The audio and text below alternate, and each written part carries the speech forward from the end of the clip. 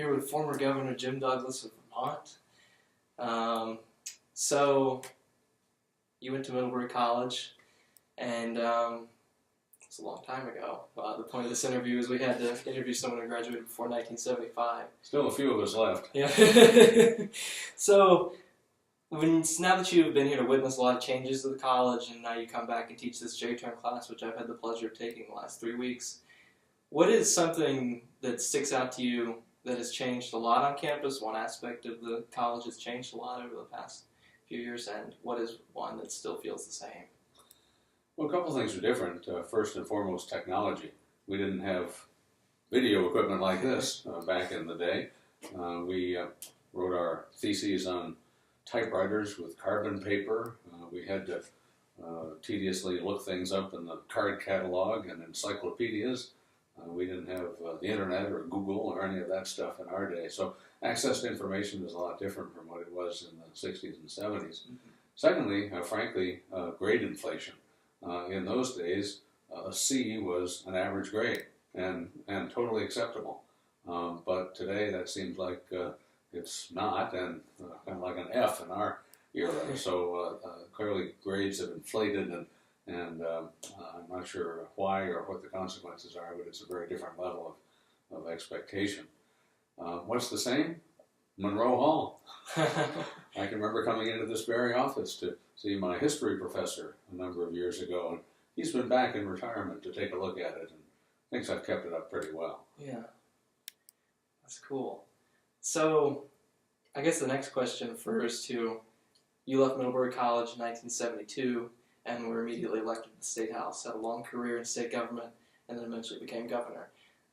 During your tenure as governor, what was one of your most difficult moments, and then one of the most rewarding moments? I guess the toughest challenges I faced dealt with our soldiers and airmen who served far from home during the deployments in Iraq and Afghanistan. We had the highest casualty rate of any state on a per capita basis. So delivering a lot of eulogies, comforting a lot of families, seeing the consequences of deployment when people were leaving their employers and communities for such a long time, and the emotional stress that it places on them and their loved ones was very difficult to see. So Vermont paid a heavy price, and it was a privilege to lead the men and women of our National Guard, but also a very difficult responsibility. I guess I found the most rewarding times when I saw something good happening in our state. Maybe a company expanding and adding jobs, maybe a new community organization or a facility in a city or town around the state that will make a meaningful difference in people's lives. Maybe it's somebody accomplishing something in his or her professional life or educationally, and we've got a very talented 626,000 people here, and a lot of people doing great things, and whenever I had the chance to celebrate any of them, I was very grateful. That's cool.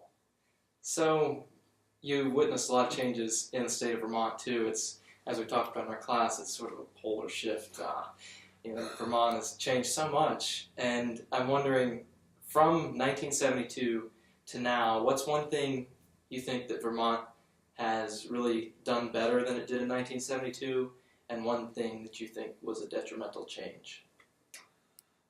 Well, what's better? We certainly have improved our telecommunications infrastructure, which is important to compete economically. We have a very high level of educational attainment here.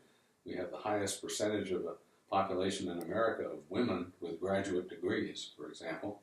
So I think we're doing well preparing Vermonters for the 21st century workforce. The flip side of that, though, is that we don't have as many of them. We don't have as many young people. We have an extraordinarily low birth rate. We have an exodus of youth. We have the highest percentage of kids graduating from high school and going elsewhere to college, and many of them don't return. So we haven't done as well in attracting and retaining young working families, young people, especially in the 25 to 44 age category. And I think that demographic trend is going to be very difficult in terms of a trajectory for economic success. I wrote my paper today. I don't know if you've had a chance to look at it on the post-recession recovery in Vermont. And so I did talk about the demographic issue, long-term, and I talked about a few other things. But when I was compiling some data and doing research about different economic statistics, it was, which is something I'm really interested in. But Vermont and New Hampshire are very similar in some ways, but obviously in the way their governments are run, they're very different. New Hampshire has a smaller general fund in total than Vermont does, even though they have double the population. And so at the same time, though, when I was looking at the data, because a lot of the things that drive, a lot of arguments are that Vermont is overtaxed and that makes it less competitive. But I saw where Vermont was outperforming New Hampshire in some ways. GDP growth and more people moving from New Hampshire to Vermont than the flip side. So what do you think the dynamics of that is?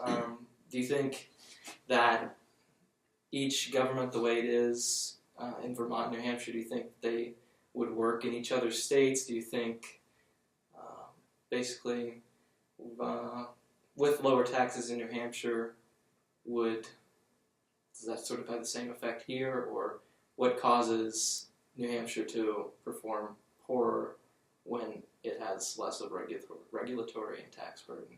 Well, the disparity in GDP that you mentioned is only recent, just in the last few years, but prior to that, they were cleaning our clock, frankly, and in fact, poaching businesses quite aggressively from Vermont, sometimes with success.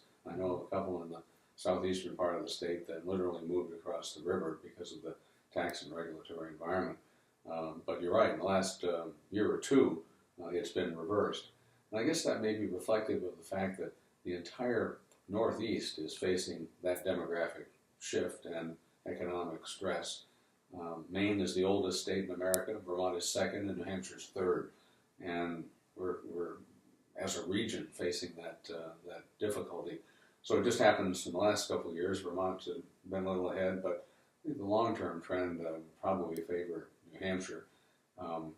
They have no income or sales tax, as you know, and the property tax is comparable, but they certainly have been growing, especially in the southern part of the state, as a Boston bedroom, a lot more aggressively than we have. But we can all learn from each other, and we, at the National Governors Association, always wanted to plagiarize and steal ideas from somebody else, so we can continue to do that. I always found that very interesting. My town's actually located right on the border of Virginia and Tennessee, which have very different regulatory and tax environments. So it's been interesting to see people live on the Tennessee side and then go to work and on the Virginia side, and it's a very interesting dynamic. And so, yeah. Well, if you look at the river towns in Vermont and New Hampshire, you'll see a lot more activity on the eastern side. That's where all the major retail establishments are. There are a number of major employers, some on our side, but more over there. The largest probably is the Dartmouth-Hitchcock Medical Center, where 41% of their staff are Vermonters, but the institution is located over there. So we have a lot of commuters, as New Hampshire does, especially to the south. In fact, one of my sons is among them, living in New Hampshire and working in Massachusetts. So people are mobile, and I guess that's the major point I try to make to policymakers, that folks have a choice these days, except for certain industries like ski areas, as to where they locate, and we have to be competitive. That's good. Thank you. That's all my questions.